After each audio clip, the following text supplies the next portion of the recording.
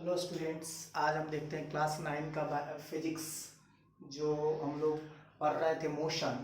उसमें आज graphical representation of motion देखेंगे।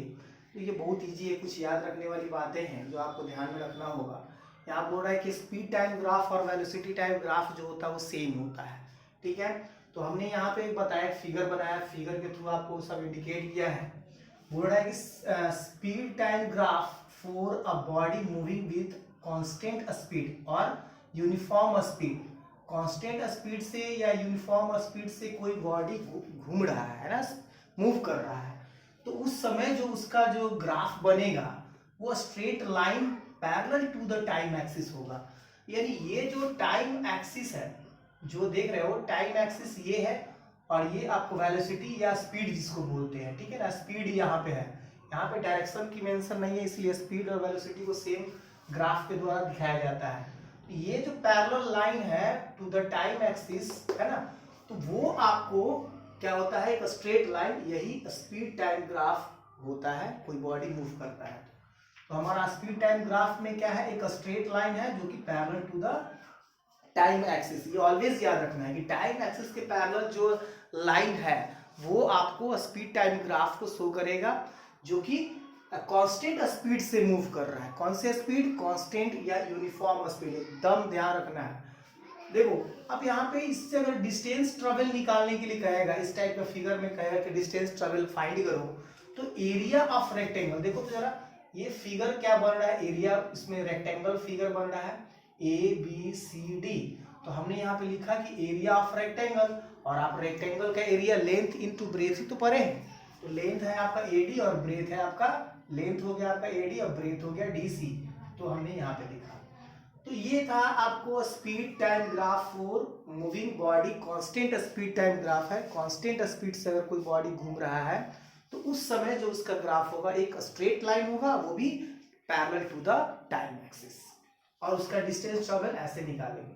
अब सेकेंड ग्राफ हमारा है the speed time graph. Second क्या है, यूनिफॉर्म कह रहा है कि फॉर यूनिफॉर्मली चेंजिंग स्पीड, यानी यूनिफॉर्मली चेंजिंग स्पीड, यानी एक स्पीड उसका क्या करेगा, चेंज करेगा, कांस्टेंट नहीं रहेगा।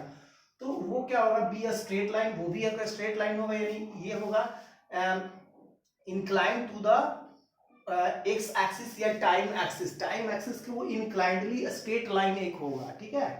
तो यहाँ पे एक्सलेशन, अगर इस टाइप के फिगर में एक्सलेशन फाइंड करने के लिए बोलेगा तो स्लोप और ग्रेडियंट, स्लोप को बोलो या ग्रेडियंट बोलो, वो कौन होगा, ओपी।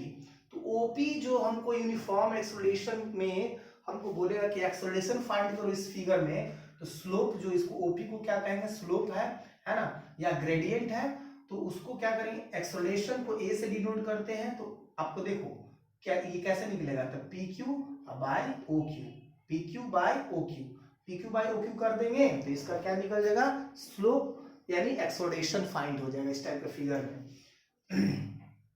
अब डिस्टेंस ट्रेवल करेगा तो एरिया ऑफ ट्राइंगल ओपीक्यू, तो ओपीक्यू का जो ट्राइंगल है उसका एरिया, या यूं कहे कि जो रेक्टेंगल बना है उसका हाफ, रेक्टेंगल का दो ट्राइंगल इससे बना है तो उसका हाफ कर देंगे, तो half O R into O Q.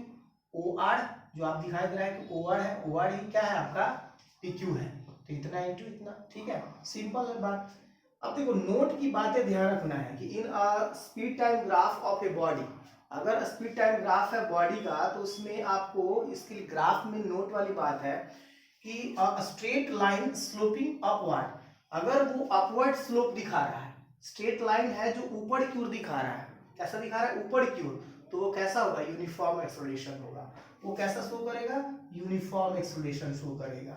लेकिन वही अगर स्लोप डाउनवर्ड दिखाएगा, कैसा दिखाएगा, डाउनवर्ड दिखाएगा, है ना, या straight line sloping downward shows, तो वो कैसा होगा, यूनिफॉर्म रिटार्डेशन होगा। अपवर्ड जाएगा तो एक्सोडेशन होगा, यूनिफॉर्म एक्सोडेशन, अपवर्ड शो करेगा तो, और डाउनवर्ड शो करेगा तो यूनिफॉर्म रिटार्डेशन होगा। निगेटिव एक्सेलरेशन को रिटार्डेशन कहते हैं, हमने पढ़ा है, ठीक है। अब ग्राफ नंबर थर्ड को देखो।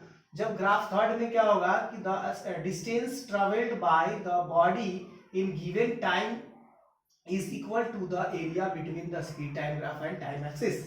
अगर स्पीड इस टाइप से अगर मान लो स्पीड टाइम ग्राफ है और स्पीड टाइम ग्राफ में हमको क्या निकालने के लिए कहेगा, इस टाइप का स्पीड टाइम ग्राफ है। स्पीड टाइम ग्राफ ऐसा दिया हुआ है, यहाँ से O से B की ओर, अब B से ऐसे एक स्ट्रेट लाइन दिया हुआ है, यूनिफॉर्म एक्सेलरेशन अपवर्ड की ओर है ना, डाउनवर्ड तो नहीं है, अपवर्ड है। तो इस समय जो इसका कहेगा कि हमको डिस्टेंस ट्रेवल फाइंड करो, तो डिस्टेंस ट्रेवल क्या होगा, एरिया ऑफ ट्रैप, यहाँ देखो रेक्टेंगल बन रहा था बट इसमें क्या बन रहा है, ट्रेपीजियम बन रहा है। ये OB और AC आपका पैरेलल साइड है और बीच का ये परपेंडिकुलर डिस्टेंस है OA, ठीक है। तो यहाँ पे ट्रेपीजियम का एरिया क्या होता है, half of sum of parallel side into height. Height means OA, perpendicular distance between two parallel side. दो पैरेलल साइड के बीच में, अगर दो पैरेलल साइड के बीच में परपेंडिकुलर डिस्टेंस जो कहेगा वो इसमें रखा जाता है। ये तो 1/2, अब OB क्या हो गया, इसका पैरेलल साइड है, अदर कौन सा है, AC, एंड OA जो है बीच का परपेंडिकुलर डिस्टेंस है। एक लास्ट हम लोगों का 4 नंबर ग्राफ है, इस speed time graph when speed changes at a non uniform rate. Non uniform rate यानी नॉन यूनिफॉर्म एक्सेलरेशन।